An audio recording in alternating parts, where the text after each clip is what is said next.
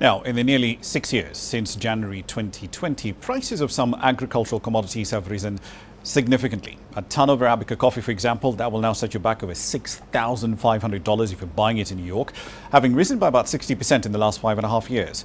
A ton of cocoa will now set you back over $8,300, have gone up by over 150% over that time frame. But how much of that price hike is then translating into higher wages, higher earnings for the African farmers toiling in the hot sun to produce this commodity amidst the current US-instigated trade war? That was a perspective from Isaac Tongola, Executive Director of Fairtrade Africa. It's all about market access, but again, the question is at what price?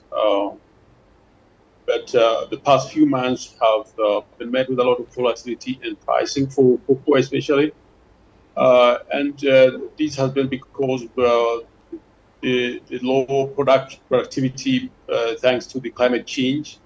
But what we are saying is that as Fairtrade, we are linking farmers to markets and helping them to access the premium price, which help them to be able to break even and get profits. But so far in the wider scheme of things, farmers have not been supported in terms of accessing the right prices for their products. So I think the way forward is for regulators and also industry players, the end market commercial partners to be able to work around how to stabilize prices for farmers to be able to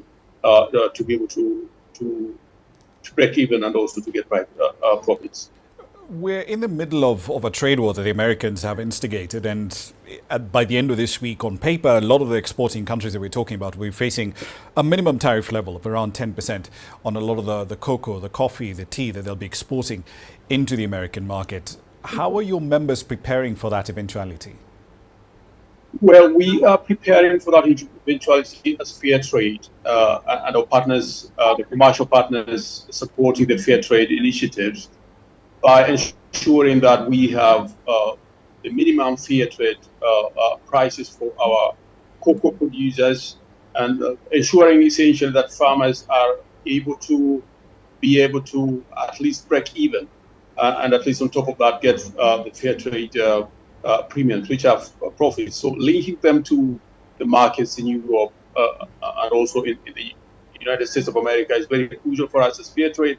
So we are working closely with our commercial partners, for example, Fairtrade America, Fairtrade Netherlands, Fairtrade Germany, to ensure that we can secure the right retailers who can buy from our farmers in those high-end markets. So that's essentially how we're doing it, but also we are engaging with regulators where we are working, for example, in Ghana, Ivory Coast, engaging with those governments to be able to ensure that the farmers are secure, they are supported in terms of access to financing, but also ensuring that the supply chain is also fair.